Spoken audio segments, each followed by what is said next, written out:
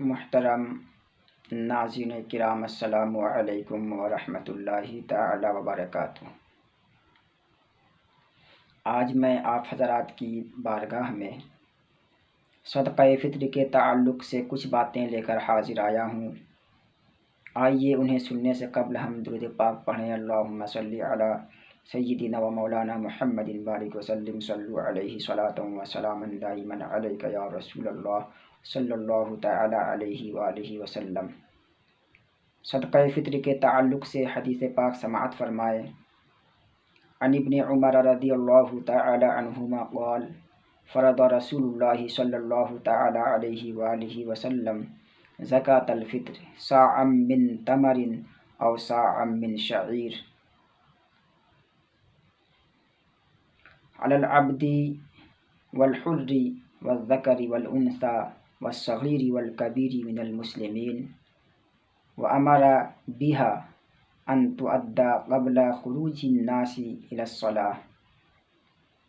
حضرت عبداللہ بن عمر رضی اللہ تعالی عنہما سے یہ حدیث پاک مروی ہے۔ انہوں نے فرمایا کہ رسول پاک صلی اللہ تعالی علیہ وآلہ وسلم نے صدقہ فطر کو واجب فرمایا۔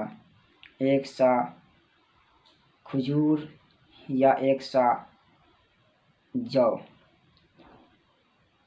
غلام پر، آزاد پر،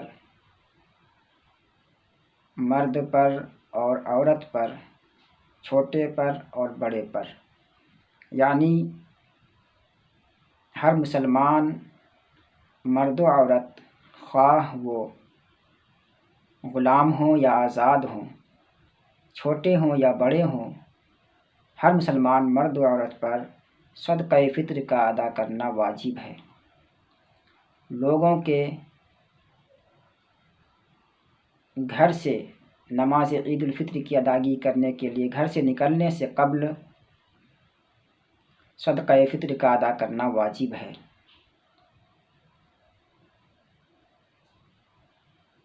طلوع صبح صادق کے بعد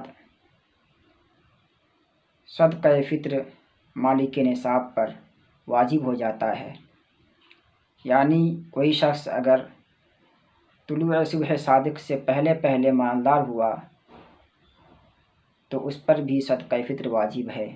کوئی بچہ پیدا ہوا طلوع صبح صادق سے پہلے تک تو اس کا بھی صدقہ فطر ادا کرنا ہوگا۔ اور اگر کوئی شخص ایسا ہے جو طلوع صبح صادق کے بعد عید کے دن طلوع صبح صادق کے بعد مالدار ہوا، یا کوئی ایسا بچہ جو پیدا ہوا تو طلوع صبح صادق کے بعد ہی پیدا ہوا عید کے دن، تو اس کی جانب سے اس پر صدقہ فطر کا ادا کرنا واجب نہیں ہے۔ صدقہ فطر کے بارے میں کچھ لوگوں کا یہ گمان ہے کہ صدقہ فطر وہی لوگ ادا کریں گے جنہوں نے رمضان المبارک کے روزے رکھے ہیں۔ ایسا نہیں ہے، ہر مسلمان پر صدقہ فطر کا ادا کرنا واجب ہے، خواہ اس نے روزہ رکھا ہو یا نہ رکھا ہو، کسی عذر کی بنیاد پر روزہ نہ رکھا ہو یا بغیر کسی عذر کے ہی اس نے روزہ نہ رکھا ہو، روزہ رکھا ہو یا نہ رکھا ہو، ہر حال میں صدقہ فطر کا ادا کرنا واجب ہے۔ ہر مالک نصاب اپنی جانب سے اور اپنے نابالغ بچوں کی جانب سے صدقہ فطر ادا کریں، اس لیے کہ ان پر صدقہ فطر کا ادا کرنا واجب ہو چکا ہے۔ اب یہ کچھ لوگ سوال کرتے ہیں کہ کوئی یتیم بچہ ہے تو وہ کیسے ادا کرے گا؟ تو اس کا جواب یہ ہے کہ یتیم بچہ جس کے ماتحت میں آتا ہے، جو اس کی کفالت کر رہا ہے، یعنی اس کا دادا ہے، تو دادا کے اوپر واجب ہے کہ وہ اپنے پوتا اور پوتی کی جانب سے صدقہ فطر ادا کرے۔ محترم ناظرین کرام، صدقہ فطر کے تعلق سے ایک حدیث پاک آئی ہے، میں نے کچھ کتابوں میں پڑھی کہ آقا دو جہاں صلی اللہ تعالیٰ علیہ وآلہ وسلم نے ارشاد فرمایا کہ جب تک بندہ صدقہ فطر کو ادا نہیں کرتا ہے تو اس کا روزہ آسمان اور زمین کے درمیان معلق رہتا ہے، یعنی لٹکا ہوا رہتا ہے۔ جب تک وہ بندہ صدقہ فطر ادا نہیں کرے گا اس وقت تک اس بندے کا روزہ آسمان اور زمین کے درمیان معلق رہے گا۔ صدقہ فطر ادا کرنا نماز عید کی ادائیگی کے لیے نکلنے سے پہلے ہی ادا کرنا چاہیے۔ اگر نماز عید کے لیے نکلنے سے پہلے، نماز عید ادا کرنے سے پہلے صدقہ فطر ادا نہ کرنے پائے تو وہ نماز عید کے بعد بھی صدقہ فطر ادا کر سکتے ہیں۔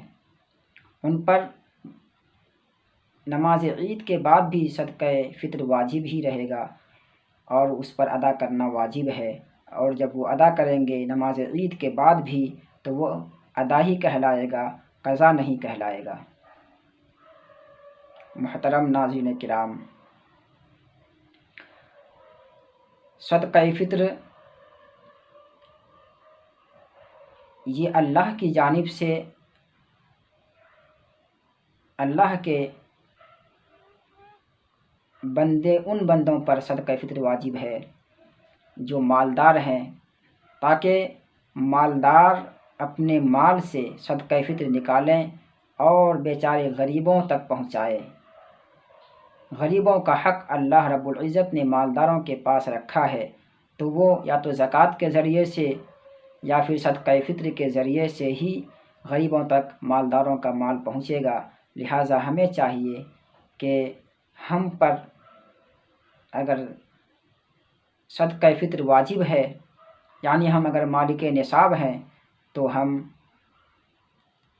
اپنے صدقہ فطر کو غریبوں تک پہنچانے کی کوشش کریں عید سے پہلے، تاکہ وہ بھی ہمارے ساتھ نماز عید ادا کر سکیں اور ہماری خوشیوں میں وہ بھی شامل ہو سکیں۔ لہٰذا آپ تمامی حضرات سے گزارش ہے کہ آپ حضرات